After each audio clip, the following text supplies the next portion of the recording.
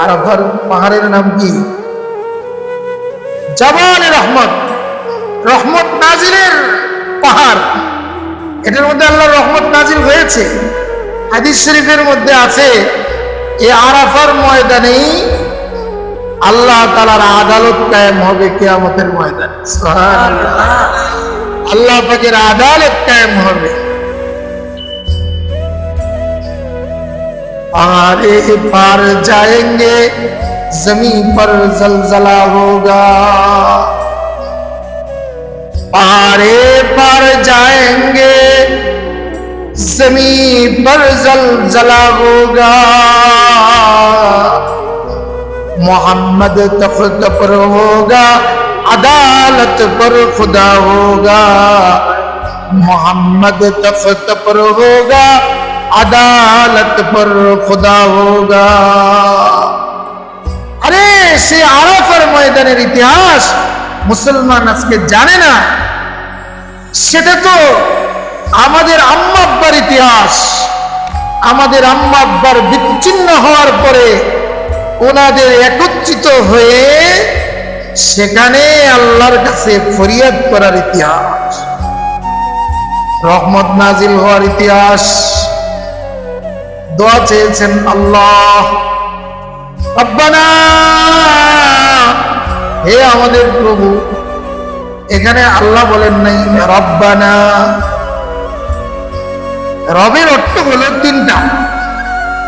রব্বুন মানে প্রতিপালক, রব্বুন মানে যিনি মালিক, রব্বুন মানে যিনি পালনেওয়ালা, খাওয়ানেওয়ালা, তিনি হলেন রব। যিনি তরবিয়ত দিতে দিতে অল্প অল্প করে লালন পালন করে বড় করেছেন, তিনি আমাদের রব। বলেন না তিনি আমাদের রব। যিনি আমাদের রব তিনি আমাদের সব। যিনি আমাদের রব তিনি আমাদের সব। হযরত আদম আলাইহিস সালাম দোয়া করলেন, রব্বানা যালামনা আনফুসানা, হে আমাদের রব, হে আমাদের পালনেওয়ালা আল্লাহ, নিজেদের উপরে জুলুম করে ফেলছি, তোমার নিষেধের উপরে দৃঢ় থাকতে পারি নাই, জুলুম করেছি। যালামনা আনফুসানা ওয়া ইল্লাম তাগফির লানা, আল্লাহ কোথায় যাব? ক্ষমা করেনেওয়ালা তো তুমি ছাড়া আর কেউ নাই। বলেন না ক্ষমা করেনেওয়ালা কে? আরো জোরে বলেন কে? ওয়াইল্লাম তাগফির লানা, দুনিয়ার ক্ষমা করেনেওয়ালা কেউ নাই। অপরাধ করলে তো তোমার কাছে মাপ চাইবো, আর মাপ তো তুমি করবা। তোমার কাছে ক্ষমা চাই, তুমি যদি ক্ষমা না করো, ওয়াইল্লাম তাগফির লানা ওয়া তারহামনা লানাকুনান্না মিনাল খাসিরিন। হে আল্লাহ, তুমি যদি ক্ষমা না করো, তুমি যদি দয়া না করো, ধ্বংস হয়ে যাব, ক্ষতিগ্রস্ত হয়ে যাব। আর কোনো দরবার নাই, আর কোনো রাস্তা নাই, কোনো রাস্তা নাই, কোনো আশ্রয়ের জায়গা নাই। আল্লাহ তুমি একমাত্র আশ্রয়, তুমি আমাদের একমাত্র ক্ষমা করনেওয়ালা, তুমি আমাদেরকে মাফ করো। বান্দা যখন নিজেকে বিনয়ের সাথে আল্লাহর দরবারে মিটিয়ে দেয়, চোখের একটু পানি ফেলে দিয়ে আল্লাহকে ডাক দেয়, আল্লাহ তাআলার রহমতের সাগরের মধ্যে ঢেউ সৃষ্টি হয়ে যায়। আরে আমার বান্দা বলে কি? আল্লাহ তাআলার গফফারিয়তের সামনে এই গুনাহ তো কিছুই না। আল্লাহ তাআলার রহমতের ঢেউ দিয়া আল্লাহ বান্দার সব গুনাহ মাফ করে, আল্লাহ তাআলা তার দিলকে পরিষ্কার করে তার দুস্তির কুলের মধ্যে, দুস্তির উদরের মধ্যে আল্লাহ টান দিয়ে নেন। আল্লাহু ইয়াজতাবি ইলাইহি মান ইয়াশা ويهدي إليه من ينيب আল্লাহ তাআলা যাকে চান ইজতাবা এর অর্থ হলো আকর্ষণ করা, নিজের দিকে টেনে নিয়ে আসা। আল্লাহ তাআলা কিছু বান্দাকে ইবাদতের মাধ্যমে, কষ্টের মাধ্যমে দুস্থ বানান, আর কিছু বান্দাকে আল্লাহ নিজের কুদরতি হাতে গুনাহ থেকে বাঁচাইয়া আল্লাহ নিজে নিজের রহমতের কোলে টান দিয়ে নিয়ে আসে। যা নিজের ক্ষমতার বলে হয় না। কিছু মানুষ দেখবেন অনেক অন্যায় করত জীবনে, কিন্তু হঠাৎ করে তার আমলের পরিবর্তন, নামাজের পরিবর্তন, সে তাহাজ্জুদ গুজার হয়ে গেছে, সে এখন মা বাপের ফরমাবরদার হয়ে গেছে, তার মাথায় থেকে এখন টুপি সরে না, তার চেহারা এখন ক্লিন শেভ।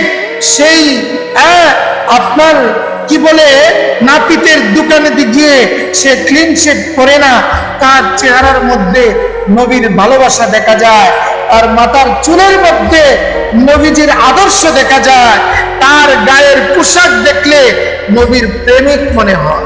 সুবহানাল্লাহ। এই লোকের আমলের মধ্যে পরিবর্তন হয়ে গেছে।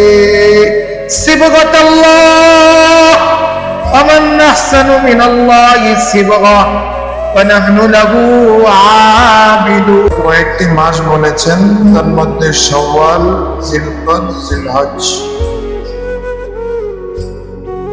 শাওয়াল চলে গেছে, আমরা জিলকদে চলতেছি, সামনে জিলহজ মাস। আলহামদুলিল্লাহ, যারা হজের ইরাদা করেছেন, হজের সফরের জন্য নিয়ত করেছেন, অনেকেই বাইতুল্লাহর মুসাফির হয়ে গেছেন, আর যারা যাবেন তারা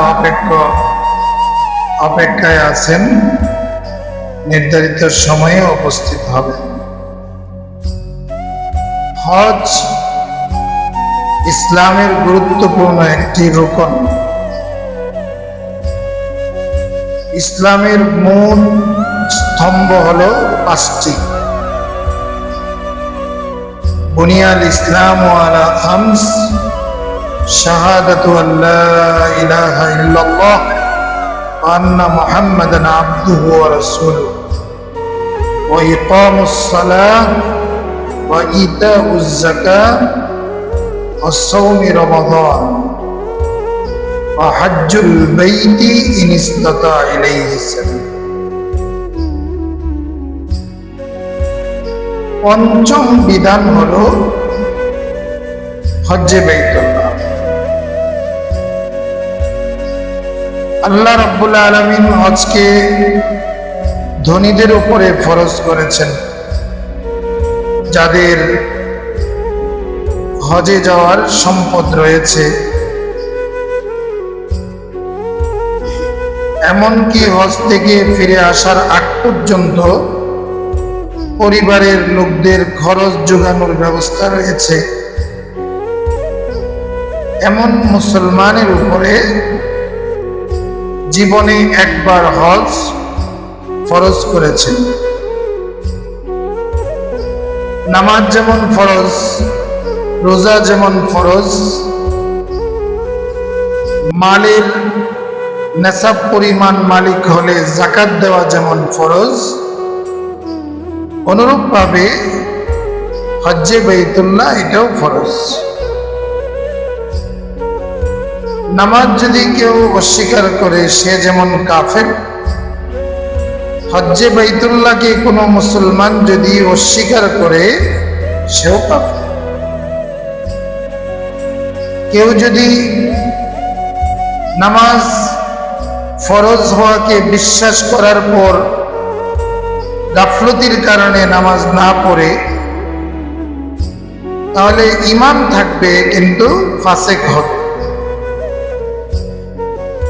রোজা ফরজ বলে বিশ্বাস করে কিন্তু গাফলতির কারণে রোজা রাখে না,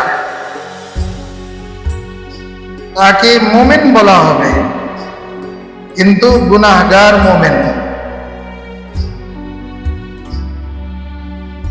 টাকা আছে, নেশাব পরিমাণ মালের মালিক, জাকাত দেয় না, কুরবানি দেয় না,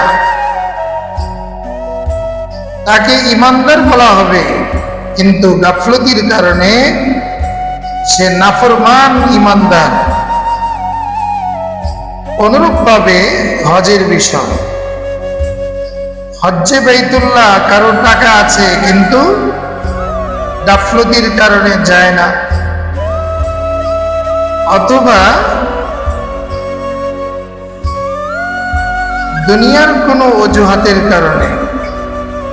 আমাদের দেশে যেমন অনেকেই বলে মেয়েটা বড় হয়েছে, আগে বিবাহ দিয়ে নেই তারপরে যাব, খরা অজুহাত। অথবা বলে ঘরবাড়িটা তৈরি করার পর এরপরে হজে যাব। দুনিয়ার এই ধরনের অজুহাত যেগুলো তার একান্ত জরুরি নয়। সে যদি আজকে মারাও যায়, তার মেয়ের বিবাহ একদিন হবেই। সে যদি এখন দুনিয়া থেকে চলে যায়, তার ঘর তার আত্মীয় স্বজন অথবা বিবি বানাবেই। কিন্তু হজ্জে বাইতুল্লাহ এটা এমন একটা ইবাদত যেটা শক্তি থাকা সত্ত্বে, অর্থ থাকার পরে অন্যকে দিয়ে হয় না। কেউ যদি সুস্থ থাকেন এবং নেশাব পরিমাণ সম্পদ আছে, সে যদি বদলি হজ করায় অন্যের মাধ্যমে, তার হজ আদায় হবে না। বদলি হজের জন্য শর্ত আছে, টাকা আছে কিন্তু সুস্থ না, অথবা এমন অসুস্থ যে আর কোনোদিন সুস্থ হওয়ার কোনো সম্ভাবনা নেই, এমন লোক জীবিত অবস্থায়ও বদলি হজ করাইতে পারে। কিন্তু শুধুই কষ্টটা হবে এই জন্য টাকা দিয়ে হজ করায় ফেললো,